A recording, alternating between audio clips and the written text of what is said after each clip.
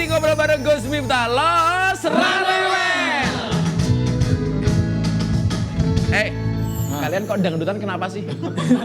Iya dong Gus, harus bangga sama lagu asli Indonesia. Benar.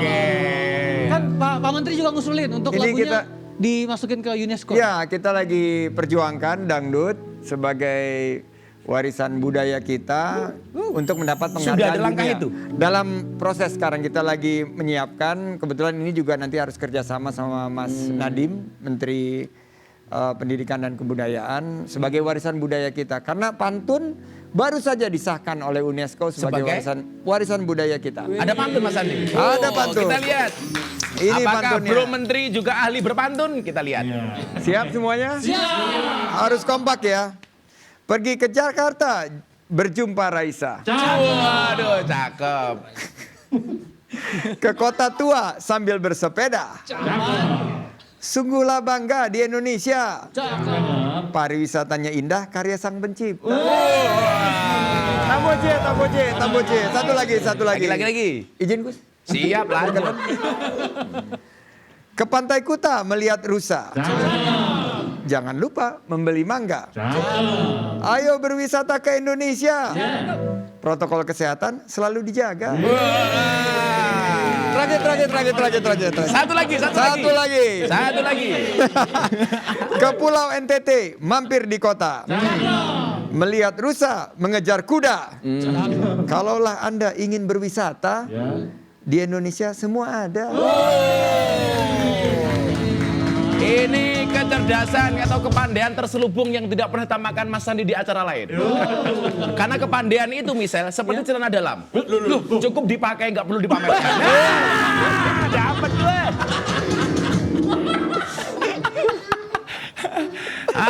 Tapi saya sepakat sih kalau dangdut jadi warisan internasional. Tapi saya juga ada Pak Menteri. Satu lagu saya agak suka banget. Judulnya Hoak. Hati senang walaupun tak punya uang. Itu Hoak itu. Hoak. Tapi ada lagi, lagu judulnya Stroke. Aku terjatuh dan tak bisa bangkit lagi. Stroke gitu. Sejauh mana Pak Menteri melihat bisa memajukan sektor pariwisata? Saya optimis. Soal dangdut tadi Pak, ekonomi kreatif. Iya, dari pariwisata dan ekonomi kreatif ini saling beriringan. Jadi dangdut tadi kita harus angkat karena harus kita mulai adaptasi dan inovasi masuk ke kekinian.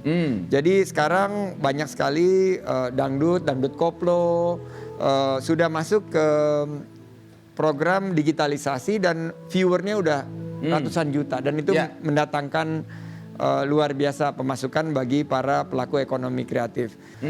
Kedua, saya ingin kembali membuka pariwisata dan dimulai mudah-mudahan jika Allah berkenan kita mulai dari Bali. Kita buka dulu. Ketiga, saya ingin lebih banyak ekonomi kreatif, jumlahnya 20 juta pelaku ekonomi kreatif itu yang semakin banyak merangkul digitalisasi. Dan terakhir menurut saya adalah desa wisata. Ini banyak sekali tersentuh. Ada 75.000 desa dan lebih dari 1.000 yang sudah teridentifikasi. Dan bisa dijual Pak ya? Bisa, sangat bisa dikemas untuk mendatangkan pemasukan dan membuka lapangan kerja seluas-luas. Dengar-dengar Pak Menteri juga menggandeng Rhoma Irama Raja Dangdut. Oh iya, karena untuk dangdut ini, profesor dangdutnya adalah Rhoma Irama.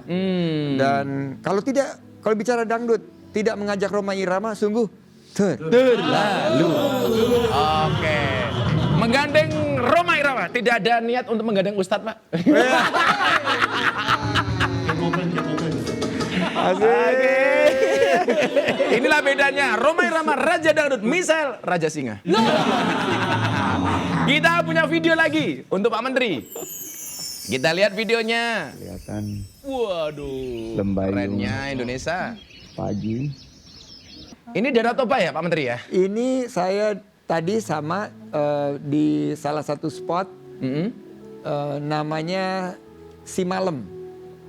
Daerah Simalem ini ada resort dan ini di Kabupaten Karo berbatasan dengan Kabupaten Dairi. Saya pernah dengar Pak Menteri ada program beli kreatif Danau Toba. Iya. Maksudnya? Jadi kita bukan hanya datang ke Danau Toba, tapi kita harus mulai melihat bagaimana kita merasakan vibrasi daripada keindahan Danau Toba itu dengan mengangkat produk-produk ekonomi kreatif. Jadi programnya namanya Beli Kreatif Danau Toba. Jadi ini adalah karya ekonomi kreatif Ulos, Danau Toba. ya? Ulos. Kita juga melihat bahwa ada program-program ekonomi kreatif yang lain seperti kuliner, ada ombus-ombus di sana, ada mie gomak. Ini juga mesti diangkat, dikemas. Ada juga produk-produk ekonomi kreatif lain seperti film. Kita kemarin meluncing film. Saya juga punya satu foto ini, Pak. Saya penasaran dengan foto ini. Kita lihat fotonya seperti apa. Waduh. Sandiaga Uno bentuk Satgas Toilet di Indonesia. Maksudnya apa, Pak? Jadi kita punya alam yang sangat indah, budaya yang sangat agung. Tapi begitu wisatawan datang, terus berkunjung, mereka melihat toilet kita, destinasinya super prioritas, tapi toiletnya tidak berkualitas. Jadi akhirnya saya bilang, karena juga diangkat oleh beberapa termasuk Pak Luhut, coba tolong dilihat toilet. Saya bilang saya mengangkat diri saya sendiri menjadi CTO. Apa itu? Chief Toilet Officer. Dan CTO.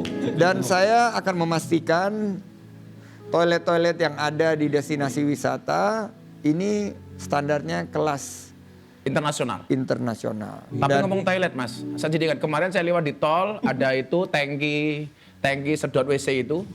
Di belakangnya ada gambarnya Gus Miftah. Captionnya yang nggak nguati, Mas. Bokongmu adalah rezekiku. Ya Allah. Sedot WC, bro, sedot WC itu. Nah, ini setiap bintang tamu yang datang, Mas, saya punya mystery box. Uis. Mystery box. Ngeri. Cynthia, mana? Mystery box. Apakah ini isinya kepalanya Cynthia? Oh, bukan ya. Pak Sandi boleh buka dong. Wah. Nih. Silakan Pak dibuka. Waduh. Bisa main, Mas? Sejak kapan sih main basket? Semenjak SD, semenjak kecil. SD? Iya. Berarti Mas ini Abbas ya? Anak basket. Anak basket. Betul. Kalau si Misal itu arter. Apa tuh, Gus? Arek terminal.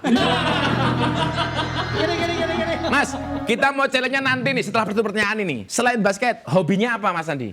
Selain basket. Hobi olahraga, hobi musik, lari, sepeda, berenang. Saya suka banget Berenang juga? Iya, berenang. Pernah ikut maraton? Saya terakhir ikut maraton itu di ya sudah keliling dunia kalau ikut maraton. Ada durasi waktu terbaik yang dimiliki oleh seorang Sandiaga Uno. Di 42 km itu saya dapatnya durasi terbaik di maraton Berlin di Jerman waktu itu. Berapa, Mas? 4 jam. 4 jam lewat sedikit. Saya itu suka berlari, itu pun kalau finishnya ada kamu.